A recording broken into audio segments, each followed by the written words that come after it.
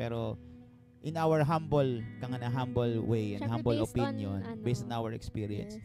bilang isang church, ano yung pwede mong i-ano sa kanila? Ipayo kaya? May tendency tayo mga tao na parang laging mag-look back na sana ganito, dapat ganito, ganyan, ganyan. Ang dami nating what ifs or kaya naman Yes. pinanghihinayangan na What sana if, ginawa ganun. natin dati para What hindi if natin to ganyan? naranasan ngayon.